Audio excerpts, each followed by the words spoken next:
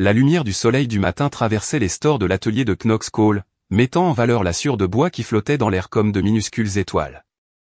Knox essuya la sueur de son front avec le dos de sa main, laissant une traînée de taches de bois sur son front.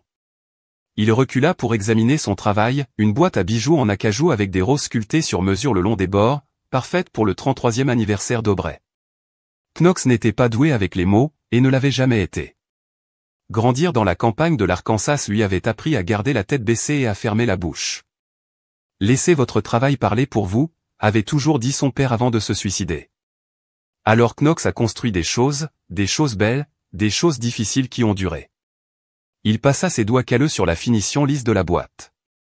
Aubrey comprendrait ce que cela signifiait, les heures de précision, l'attention aux détails, l'amour. Mais quelque chose le harcelait, quelque chose qu'il ne parvenait pas à mettre en place. Aubrey avait été différent ces derniers temps, distant. Ce matin-là, elle avait à peine levé les yeux de son téléphone quand il lui dit au revoir. « Tu mets de la poussière partout sur ma robe », avait-elle dit en effleurant la soie sans croiser son regard. Knox s'était excusé et avait reculé il y a 5 ans, lors de leur première rencontre. Elle l'aurait rapproché, avec la poussière et tout. Il ferma la porte de l'atelier et se dirigea vers la douche. L'eau chaude a emporté la sueur, mais pas ses soucis. Comment s'était-il éloigné à ce point? Il leur avait construit une maison de ses propres mains, une vie, mais dernièrement, il avait l'impression qu'Aubrey vivait dans une maison complètement différente. La parfumerie était bondée d'acheteurs de dernière minute. Knox n'était pas à sa place parmi les bouteilles luisantes et la musique douce. Ses bottes de travail laissaient des traces sur le sol ciré. Mais il savait exactement ce qu'il voulait, le parfum maison Francis Kirkian, le même qu'Aubrey avait souligné dans un magazine il y a 3 mois. « Puis-je vous aider ?» La vendeuse s'approcha de ses yeux, remarquant son jean usé et sa chemise en flanelle. « J'ai besoin de ça. » Knox sortit la page déchirée du magazine avec le parfum entouré de l'élégante écriture d'Aubrey.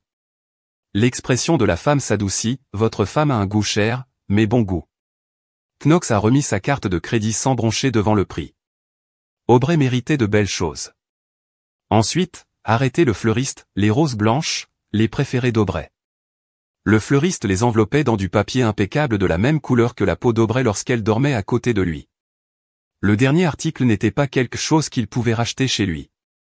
Knox était assis à son bureau et regardait une feuille de papier vierge. Les mots ne lui étaient jamais faciles, mais ce soir, il le devait. Il a commencé à écrire, l'a gratté, à recommencer la lettre lui a pris 3 heures. Aubrey, quand tu es monté sur cette terrasse il y a 5 ans, j'ai pensé que tu étais la plus belle femme que j'ai jamais vue. Je pense toujours ça. Mais la beauté n'est pas la raison pour laquelle je t'aime, que je t'aime parce que tu ris des films qui ne sont pas drôles, parce que tu chantes sous la douche et penses que je n'entends pas, parce que tu essaies tellement dans tout ce que tu fais que je n'ai pas de mots fantaisistes. Mais j'ai ces mains qui continueront à construire pour toi, ce cœur qui bat pour toi. Je promets de continuer à essayer d'être l'homme que tu mérites. Joyeux anniversaire. Nooxy plia la lettre et la glissa dans une enveloppe. Puis il disposa tout sur le comptoir de la cuisine, les roses dans un vase en cristal, le parfum dans son élégant coffret, la boîte à bijoux avec une lettre posée dessus. Aubrey rentrerait de sa virée shopping. Bientôt, son téléphone sonna avec le message d'un client, travail de réparation d'urgence à travers la ville. Dégâts des eaux, frappez et prenez ses outils. Le timing était terrible, mais ce client lui en avait recommandé 3 autres cette année seulement. Il ne pouvait pas dire non. Il a envoyé un texto à Aubrey, il devait courir vers un travail. Vos cadeaux sont sur le comptoir. Joyeux anniversaire, je t'aime. Elle n'a pas répondu. Le travail de réparation a pris moins de temps que prévu. Le client avait réagi de manière excessive à des dégâts d'eau mineurs. Knox l'a réparé en moins d'1 heure et est rentré chez lui, dans l'espoir de retrouver Aubrey avant qu'elle ne sorte avec ses amis pour fêter ça. La maison était calme. Quand il est entré, Aubrey trop calme, sa voix a résonné dans l'entrée et en réponse, sa voiture avait disparu. Knox a vérifié son téléphone, aucun message indiquant qu'il s'est dirigé vers la cuisine en s'attendant à voir les cadeaux ouverts. Peut-être un message de remerciement qu'il avait manqué. Mais le comptoir était vide. Tout était parti. Knox fronça les sourcils et vérifia le salon, la chambre, rien. Avait-elle tout emporté avec elle? Cela n'avait aucun sens qu'en revenant par la cuisine, il ait remarqué que la porte latérale du garage était un bocal. Il l'a poussé pour l'ouvrir. Là, à côté du bac de recyclage, se trouvait un sac poubelle noir. Quelque chose de blanc apparut à travers une déchirure du plastique. Knox s'agenouilla et ouvrit le sac. Les roses, le parfum, la boîte à bijoux, la lettre encore scellée. Tout ce qu'il lui avait donné était jeté comme une poubelle, frappait, regardait le sac. Pendant longtemps, ses mains ne tremblèrent pas, sa respiration resta régulière, mais quelque chose en lui, quelque chose de vital et de confiant, se brisa.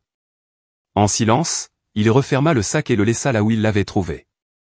De retour dans la chambre, il emballa un petit sac rempli de vêtements et d'articles essentiels. Il a sorti ses documents importants de son coffre-fort. Puis il s'est assis au bord du lit qu'ils avaient partagé et a passé un coup de fil. « Brick, c'est Knox, j'ai besoin d'un endroit pour dormir un peu. »« Tout va bien, mon frère. » La voix tonitruante de Brick était pleine d'inquiétude. « Non, mais ça le sera. » Aubrey est rentré chez lui à 2h17 du matin. Knox la regardait depuis son camion garé dans la rue alors qu'elle trébuchait légèrement sur l'allée. Elle n'était pas seule. Les bras d'un homme se stabilisèrent, elle s'attarda trop longtemps sur sa taille, disparut alors qu'elle fouillait avec sa clé. L'homme, grand, portant ce qui ressemblait à un costume coûteux même à cette heure, attendit qu'elle soit à l'intérieur avant de se diriger vers sa propre voiture. Knox a mémorisé la plaque d'immatriculation. Son téléphone s'est mis à vibrer, Aubrey l'appelait. Il l'a refusé et est parti. Matin, elle avait appelé 17 fois. Il a éteint son téléphone. Elle a fait quoi? La voix de Camille René monta tandis que Knox expliquait la situation. Ils étaient assis dans le back-office de son sauvetage de chiens, entouré de dossiers et d'aboiements lointains. Camille avait les mêmes yeux sombres que Knox, un trait de famille qui les faisait ressembler davantage à des frères et sœurs qu'à des cousins. Elle était son rocher depuis qu'ils étaient enfants, se cachant des colères ivres de son père dans la grange de ses parents. Knox expliqua encore d'une voix ferme, jeta tout à la poubelle, les roses, le parfum, la lettre. « Tu es sûr, peut-être qu'elle ? » J'ai vu le sac. Camille a vu ce qu'il y avait dedans. Un grand mélange de retriever se fraya un chemin dans le bureau, posant sa tête sur le genou de Knox. Inconsciemment, la main de Knox tomba pour gratter derrière les oreilles du chien. « Le coq t'aime bien, observa Camille. Il se méfie généralement des hommes. » Knox baissa les yeux sur les yeux émouvants du chien. Le chien intelligent. Et maintenant Camille se pencha en avant. « Tu restes avec Brick. »« Pendant combien de temps, je ne sais pas. Pourtant, Knox, parle-moi de toutes ces années d'amitié et tu me donnes toujours des réponses en une phrase. » Un fantôme de sourire effleura ses lèvres. Pourquoi utiliser 20 mots alors que 5 suffisent? Camille n'a pas été découragée, car parfois 20 mots disent mieux la vérité que 5. Le sourire de Knox s'effaça. Il regarda son cousin dans les yeux. Elle a jeté tout ce que je lui ai donné, dit-il lentement. Alors maintenant je prends tout ce qu'elle pense être à elle. Un frisson parcourut la pièce, malgré la chaleur printanière des coups dehors. Camille hésita. Ne faites rien de stupide, rien d'illégal, a-t-il promis. Mais tout ce à quoi elle tient, sa réputation, son statut, sa sécurité. Tout est construit sur des mensonges, et les mensonges ne résistent pas à la pression. Le coq gémit doucement, sentant la tension. Elle va t'appeler, dit Knox, me demandant où je suis et quoi faire. Camille hocha la tête, qu'est-ce que tu veux que je ne dise rien? Je ne t'ai jamais rien dit. Tu n'as pas eu de mes nouvelles. Elle saura que je mens. Knox resta là à caresser le chien une dernière fois.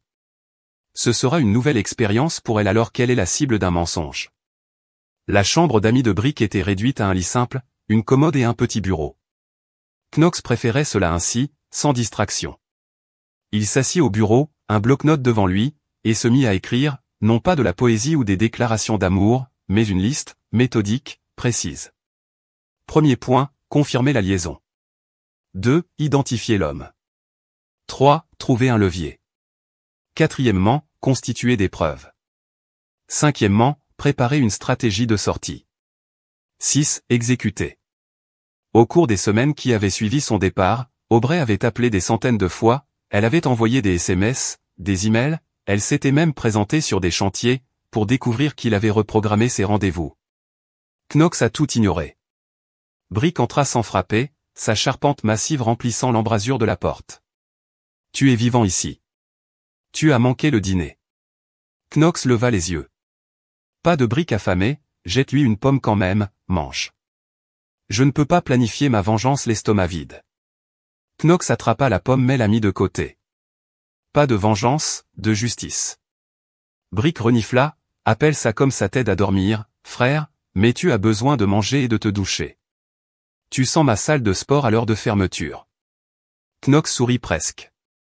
Brick était comme ça depuis l'époque où ils étaient dans l'armée, bruyants, directs, secrètement attentionnés.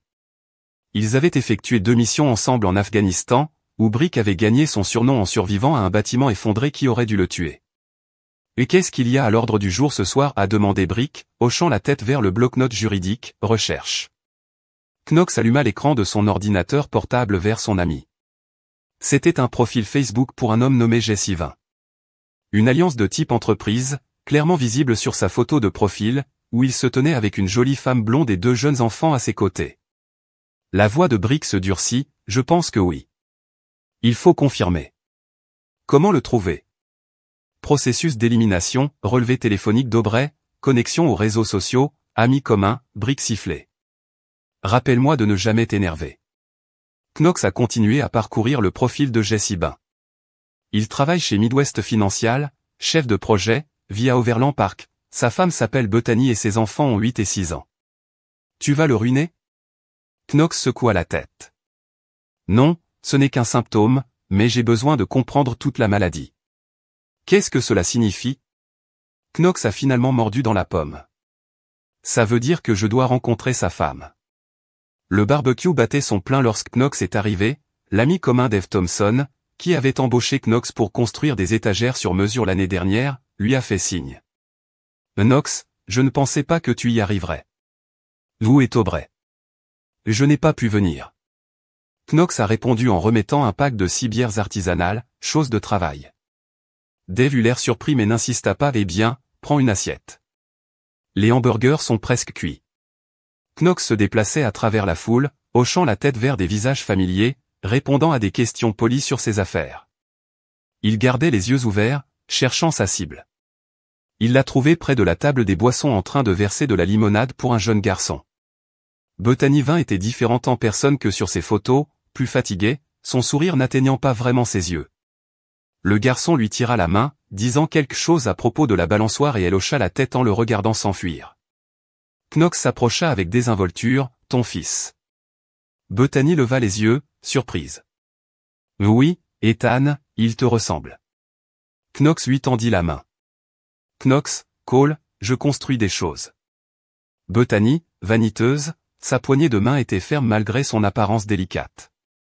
Je casse des choses, apparemment. Knox haussa un sourcil face à la réponse inattendue. Bethany rit nerveusement, désolé, mauvaise blague. Quel genre de choses construisez-vous? Des meubles sur mesure, des rénovations domiciliaires, tout ce qui doit être réparé, quelque chose de cassé et irréparable? Il y avait quelque chose dans son ton, une certaine fragilité, qui disait à Knox qu'elle ne parlait plus de meubles. Certaines choses, a-t-il admis, mais il s'agit surtout de décider ce qui vaut la peine d'être sauvé.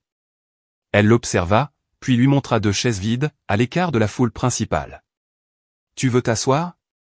J'aurais besoin d'une pause. Elle fit un vague signe à la fête. Ils restèrent assis dans un silence étonnamment confortable pendant quelques minutes à regarder les enfants jouer sur la balançoire. Comment savez-vous? Dave, demanda finalement Bethany, construisit ses étagères. Vous êtes amis d'université avec sa femme? Non. Marie travaille ensemble. Elle sirote son verre. En parlant de Marie, où est le tien, femme? Knox a corrigé, et nous prenons du temps séparément. Les yeux de Betty se sont aiguisés d'intérêt récemment. 2 semaines, je suis désolé. Elle n'avait pas l'air désolée. Elle avait l'air curieuse. Puis-je demander pourquoi? Knox la regardait fixement. Elle voit quelqu'un d'autre. Bethany n'a pas bronché, n'a pas proposé de platitude. Au lieu de cela, elle a levé son gobelet en plastique pour simuler un toast. Bienvenue au club. La compréhension passait entre eux comme un courant électrique. Depuis combien de temps le sais-tu? Le demanda doucement Knox. Et 6 mois, 2 semaines, 3 jours. Elle sourit amèrement. Mais qui compte? Pourquoi rester? Les enfants, l'hypothèque, le fait que partir signifie admettre son échec. Elle haussa les épaules. Faites votre choix. Vous méritez mieux. Et vous aussi, répondit-elle. Que allez-vous faire à ce sujet? Ne réfléchis attentivement à sa réponse. Je suis toujours en train de décider. Elle se pencha plus près. Eh bien, quand vous déciderez? J'aimerais entendre votre plan. Je n'ai plus d'idée pour le mien. Une petite fille a couru pour les interrompre. Maman Ethan ne me laisse pas monter sur la balançoire. Bethany a soupiré les appels de service. Elle s'est levée puis a hésité. C'était un plaisir de te rencontrer, Knox. De même, elle a fait quelques pas, puis s'est retournée. Si jamais tu veux comparer mes notes, elle a sorti une carte de visite et a écrit un numéro au dos, mon portable personnel, celui que mon mari ne vérifie pas, comprend sa signification. Tu veux que je fasse quoi? Le cousin de Betty est vidéaste talentueux secoua la tête, ça ressemble à du porno de vengeance, pas de sexe, pas de nudité, juste la vérité. Knox a poussé une enveloppe sur la table, 3000, maintenant 3 de plus quand ce sera fait. Les yeux de Leland s'écarquillèrent face au montant. Je ne sais pas que c'est légal. Knox lui a assuré que tout serait obtenu légalement, que tout ce qui serait montré serait un fait, juste présenté de manière efficace et dans un but de justice. Knox but une gorgée de son café. Ton cousin a été assez blessé. La résistance de Leland s'affaiblit visiblement. Je parie que c'est une bonne personne. Elle ne mérite pas ce qui arrive. Personne d'autre non plus ne sera blessé si cela continue. Leland toucha l'enveloppe. J'ai des conditions, pas d'enfants dans les images, rien qui puisse nuire à Bethany ou à ses enfants. D'accord, et si je pense que ça va trop loin, je m'en vais. Garde le premier paiement, mais je suis absent. Knox hocha la tête. Leland a finalement pris l'enveloppe. Quel est le calendrier? 3 semaines. J'en ai besoin pour le 12 mai. Ce qui se produit? Le 12 mai? L'expression de Knox ne révélait rien. Une fête.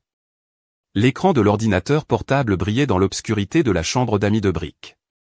Knox parcourait les fichiers, les organisant méticuleusement, emails, SMS, photos, dossiers financiers, chacun étant un clou dans un cercueil qu'il était en train de construire. Il accédait à leur compte commun et découvrait des transferts d'argent remontant à 8 mois, de petits montants d'abord, puis des sommes plus importantes, tous dirigés vers un compte privé dont il n'avait jamais entendu parler. Il avait trouvé le compte de messagerie secret d'Aubrey, toujours connecté sur leur ordinateur personnel, qui contenait non seulement des échanges avec Jessie mais aussi des communications avec un créateur de meubles concurrent. Aubrey vendait les créations de Knox, des photographies de ses croquis, des mesures détaillées avec des sélections. Une trahison dans une trahison. Son téléphone a vibré avec un SMS de Camille. Elle est encore venue à notre secours aujourd'hui, en pleurant et en disant, tu dois lui parler avant de faire quelque chose que tu vas regretter. Knox répondit. Un seul d'entre nous a des regrets à craindre. Un autre message est arrivé, celui-ci de Bethany. Jake vient de me dire qu'il doit encore travailler tard. Si vous voulez un document, c'est votre chance ce soir. Crystal se prélassait au centre-ville. Knox a attrapé sa veste et ses clés en sortant. Il croisa Brick dans le salon. Opération de surveillance des sacs à poussière, demanda Brick, sans lever les yeux de sa télé, montrer quelque chose comme ça. Tu veux une sauvegarde? Knox secoua la tête. Soyez juste prêt à venir me chercher si j'envoie un SMS. Je ne veux pas laisser mon camion là-bas, Roger. Cette brique a fait un faux salut. Ne fais rien. Je ne ferai pas ça. Laissez beaucoup d'options ouvertes. Exactement, Brick sourit. Le Crystal Lounge porte bien son nom. Tout brillait d'un éclat froid et dur. Knox, vêtu de vêtements plus jolis que sa tenue de travail habituelle mais pas assez pour cet endroit, était assis au fond du bar, un point d'observation idéal pour observer Jessie Vin et Aubrey. À leur table d'angle. Ils ne touchaient pas grand-chose à la discrétion professionnelle publique, mais Knox reconnaissait l'intimité de leur langage corporel, la façon dont Aubrey se penchait légèrement en avant lorsque Jessie parlait, la façon dont les yeux de Jessie s'attardaient sur son cou. Knox a commandé un whisky et a fait semblant de vérifier son téléphone tout en activant l'application d'enregistrement que Leland avait installée. Le barman lui lança un regard curieux. Des hommes comme Knox ne buvaient généralement pas seuls au Crystal Lounge, mais le pourboire généreux fourni par Knox éliminait toutes les questions que, dans notre passé, Knox soignait sa boisson et regardait documenter. Puis Aubrey s'excusa pour aller aux toilettes et Knox saisit l'opportunité de se déplacer rapidement, l'interceptant dans le couloir étroit. Knox Aubrey halta, sa main volant vers sa gorge. « Que faites-vous ici ?» De près, elle avait l'air à la fois identique et différente, même cheveux châtains dorés, même maquillage parfait, mais ses yeux exprimaient une lassitude qui n'était pas là avant de prendre un verre. Knox a répondu calmement, « Toi, moi, je suis avec un client. » Le mensonge lui vint facilement aux lèvres. Truc de travail, endroit intéressant pour une réunion de travail. Aubrey se redressa, retrouvant son équilibre. « Pourquoi tu me suis ? Tu m'ignores pendant des semaines et maintenant tu me traques, sans te suivre, mais c'est bon de savoir où tu as dépensé notre argent. » Son expression a durci notre argent, l'argent que vous avez gagné en balançant un marteau. Tu sais à quel point ça nous rapporterait peu sans mes relations ? Le mépris dans sa voix confirmait tout ce que Knox soupçonnait mais n'avait jamais voulu croire. Je dois revenir vers mon client, dit Aubrey en se déplaçant pour le dépasser. Knox s'écarta. Ne me laisse pas t'empêcher de travailler, hésita-t-elle. Knox, nous devons parler pour de vrai. Rentrez à la maison. Je suis à la maison, mais pas avec toi. C'est ridicule. Vous exagérez tout de manière disproportionnée.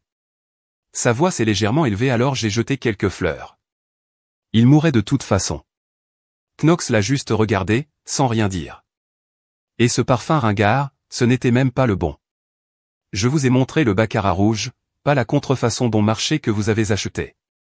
Pourtant, Knox n'a rien dit. Est-ce que tu vas juste rester là, dis quelque chose que j'ai fait dans ma lettre, la voix de Knox est restée ferme. Celui que tu as jeté sans l'ouvrir, les joues d'Aubrey rougirent. J'étais bouleversé, moi aussi. Une porte s'ouvrit et Jessie apparut, l'air inquiet. Aubrey, tout va bien. Ses yeux se tournèrent vers Knox, sans le reconnaître. Bien, dit rapidement Aubrey. Je viens de rencontrer un vieil ami. Nous avons fini maintenant. Knox sourit légèrement. Pour l'instant, il se tourna et s'éloigna, entendant Jessie demander d'une voix feutrée, qui était-ce ? Il n'entendit pas la réponse d'Aubrey, mais il pouvait l'imaginer. Un autre mensonge à ajouter à la collection extérieure. Knox a envoyé un texto à Brick pour qu'il vienne le chercher et a attendu dans l'ombre. 10 minutes plus tard, Aubrey et Jessie sont apparus, sont montés dans ses voitures séparées et ont roulé dans la même direction.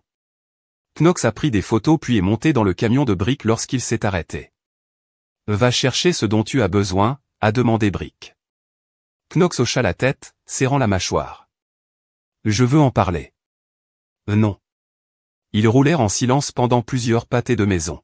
« Elle n'en vaut pas la peine, tu sais. » Brick dit finalement, « Ça ne vaut pas la peine, ce n'est plus à propos d'elle. » Knox a répondu, « C'est à propos de moi, de ce que j'autorise, de ce que j'accepte. » Il a regardé par la fenêtre les lumières de la ville qui passaient.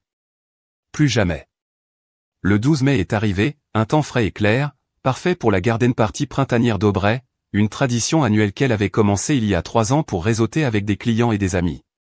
En réalité, c'était une vitrine, une performance, Aubrey jouait le rôle de l'hôtesse parfaite dans le parfait à la maison, avec la vie parfaite. Knox a ajusté sa cravate dans le miroir de la salle de bain de Brick. Il a acheté un nouveau costume pour l'occasion, gris anthracite, parfaitement ajusté, pas son style habituel, mais approprié pour ce qui allait arriver. Brick appuyé contre le cadre de la porte, « Tu es sûr de ça ? » Oui, il est encore temps de repartir ailleurs. Que ma chambre d'amis. Tout ce que je fais est légal. Légal ne veut pas dire intelligent. Knox se tourna vers son ami, « Tu es avec moi ou pas ?» Brick redressé, « Toujours avec toi, mon frère. » Jusqu'à ce que les roues tombent, ils se rendirent séparément à la maison que Knox avait rénovée de ses propres mains, où il construisait des meubles sur mesure pour chaque pièce où il croyait construire un avenir. Ce n'était plus qu'une étape pour l'acte final. La fête battait son plein lorsque Knox arriva. Au moins 30 personnes se pressaient dans la cour, un verre à la main, admirant les parterres de fleurs que Knox avait installés au printemps dernier. Une équipe de restauration a servi des entrées. Quelqu'un avait engagé un quatuor à cordes. Knox repéra Camille près du bar, l'air mal à l'aise dans une robe d'été. Elle avait accepté de venir en guise de soutien moral, même si elle avait clairement fait part de ses inquiétudes. Quand elle vit Knox, Ses yeux s'écarquillèrent en signe d'avertissement. Trop tard, Aubrey l'avait vu aussi. Elle interrompit sa conversation avec un couple plus âgé et se dirigea vers lui. Son visage, un masque d'agréable surprise. « Knox, je ne savais pas que tu venais. » Sa voix était juste assez forte pour que les invités à proximité entendent que la femme inquiète accueillant son mari arrangé ne le manquerait pas, répondit Knox en acceptant une coupe de champagne d'un serveur de passage. Aubrey se pencha plus près, son sourire figé. « Qu'est-ce que tu fais ? » ?»« Assister à une fête chez moi. » Ce n'est ni le moment ni le lieu pour quoi que ce soit. Ses yeux se promenèrent, vérifiant qui pourrait regarder. C'est exactement l'heure et le lieu. Knox leva son verre vers un nouveau départ. La confusion apparut sur le visage d'Aubrey, rapidement remplacée par la prudence. Nous devrions bientôt parler en privé. Knox la dépassa, se dirigeant vers le centre du rassemblement où il aperçut Jessie vaniteux près de l'étang de Carpcoy, son bras autour de la taille de sa femme.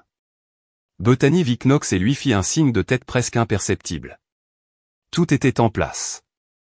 Aubrey suivit Knox et essaya de paraître décontracté tout en sifflant dans sa barbe. « Qu'est-ce que tu prévois ?» Knox l'ignora et consulta sa montre, presque l'heure. Le traiteur s'est approché d'Aubrey. « Madame Cole, le plat principal est prêt à être servi. »« Bien sûr, merci. » Aubrey se ressaisit et éleva la voix pour s'adresser à la foule. « Tout le monde, veuillez vous asseoir à table. Le dîner est servi. » Alors que les gens commençaient à se diriger vers les tables élégamment dressées sur le patio, Knox attira le regard de Leland de l'autre côté de la cour. Leland hocha la tête et disparut dans la maison. Aubrey monta les 3 marches jusqu'au patio surélevé, un verre à la main. « Avant de manger, je tiens à remercier tout le monde d'être venu à notre annuel. Le rassemblement de printemps, votre amitié signifie tout pour nous, comme si Knox avait fait partie de la planification, comme s'ils étaient encore une équipe. Cette année a été pleine de nouvelles opportunités, et le grand écran de télévision extérieur que Knox avait installé l'été dernier s'est soudainement allumé au milieu d'une phrase « Je suis désolé, je ne l'ai pas fait. » Poubelle sac que Knox avait trouvé dans le garage, suivi d'une séquence au ralenti de lui l'ouvrant pour révéler les cadeaux jetés, la lettre, les roses, le parfum. Des halètements résonnèrent dans la foule. « Éteignez-le » ordonna Aubrey, mais personne ne bougea. Le documentaire continue de montrer des messages textes entre Aubrey et Jessie, des messages explicites avec des horodatage clairs qui prouvent que l'affaire dure depuis près d'1 an.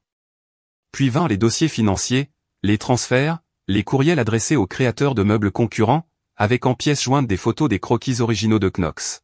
« Je peux expliquer » dit désespérément Aubrey, mais sa voix fut noyée par les murmures des invités. L'écran montrait des images de caméras de sécurité du parking du Crystal Lounge, Jessie et Aubrey arrivant séparément, repartant ensemble. Puis vinrent des témoignages d'anciens amis qui avaient remplacé Aubrey, réceptionniste d'un hôtel, confirmant leur fréquente visite. Finalement, la caméra s'est concentrée sur Knox lui-même, assis dans ce qui ressemblait à un décor d'interview.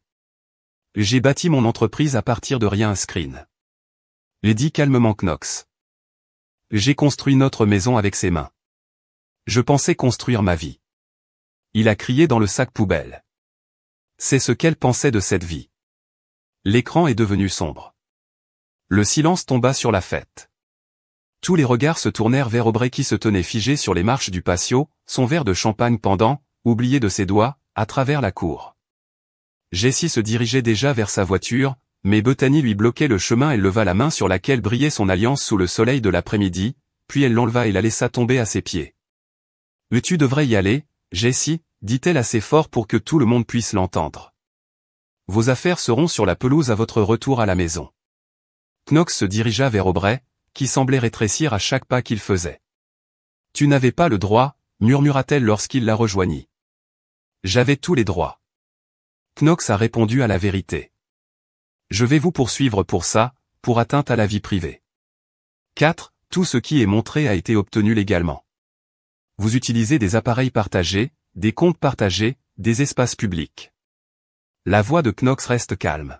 « Mais allez-y et poursuivez. La découverte fonctionne dans les deux sens. » Le visage d'Aubrey s'effondra. « Pourquoi ? Pourquoi faire ça ? Pourquoi ne pas divorcer tranquillement ? Parce que tu ne viens pas de me trahir ? » Knox fit un signe à la foule stupéfaite. « Tu as trahi tout le monde ici. Tu as menti à nos amis. Tu as volé mes affaires. vous avez fait de nous tous des participants involontaires à votre tromperie. Ce n'était pas comme ça. Je viens de le garder, Aubrey. Plus personne n'y croit. Des larmes striaient son maquillage parfait. Pendant un instant, Knox ressentit un pincement au cœur de ne pas regretter, peut-être exactement de reconnaître, ce qui aurait pu être, ce qui se passe maintenant. Aubrey a demandé sa petite voix. Maintenant je pars et je ne reviens pas, la maison est à toi. J'ai retiré mon nom de l'acte le mois dernier. Le soulagement éclata dans ses yeux, rapidement suivi par la suspicion. Pourquoi ferais-tu ça? Parce que sans mes revenus, sans mes relations clients que vous avez désormais perdues, vous ne pourrez pas payer les impôts, l'entretien, l'hypothèque que j'ai refinancée uniquement en votre nom. La compréhension apparut sur le visage d'Aubrey. Tu me laisses sans rien. Non, je te laisse avec exactement ce que tu as gagné. Knox se tourna pour s'éloigner, puis s'arrêta. Vérifiez votre courrier électronique. Vous trouverez des documents transférant la propriété de Cole Custom Design à moi seul, vous supprimant en tant que bénéficiaire de tous mes comptes et dissolvant formellement notre partenariat, professionnel et personnel. On ne peut pas simplement effacer 5 ans. Je n'efface rien. Je préserve les preuves tout en éliminant le cancer. La voix de Knox se durcit, tu as jeté mon cœur comme si c'était une poubelle. Aubrey, tu pensais vraiment qu'il n'y aurait pas de conséquences?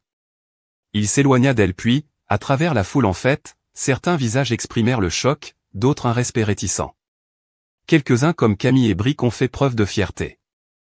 Bethany tomba à ses côtés, à côté de lui alors qu'il atteignait la porte. C'était tout un spectacle. Dit-elle doucement, trop, pas assez. Elle sourit sombrement, et maintenant? Maintenant nous reconstruisons. Knox lui a tenu la porte ouverte sans mensonge comme fondement derrière eux. La voix d'Aubrey s'élevait sous le signe de la colère et du désespoir, mais les mots n'avaient plus d'importance. Knox n'a pas regardé en arrière. 3 mois plus tard, Knox se tenait au bord d'une falaise de roches rouges et regardait le soleil se coucher sur Monument Valley. Le vaste paysage faisait paraître les problèmes humains minimes en comparaison. Le coq, le mélange retriever, qui était devenu en quelque sorte son chien après la fête, reniflait le long du sentier, remuant la queue avec contentement.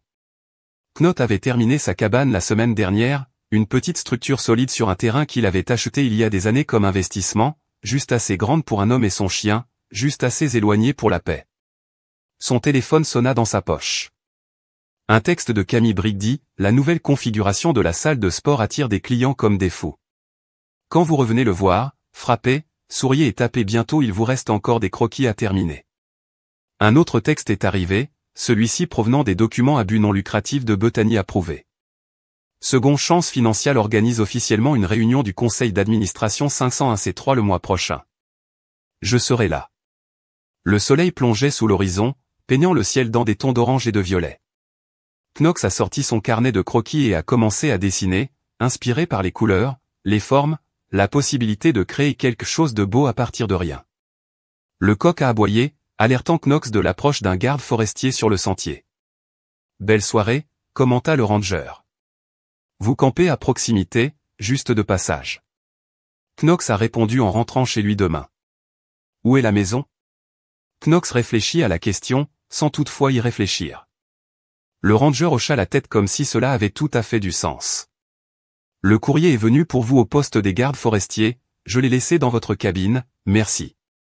Plus tard dans la nuit, Knox trouva l'enveloppe sans adresse de retour.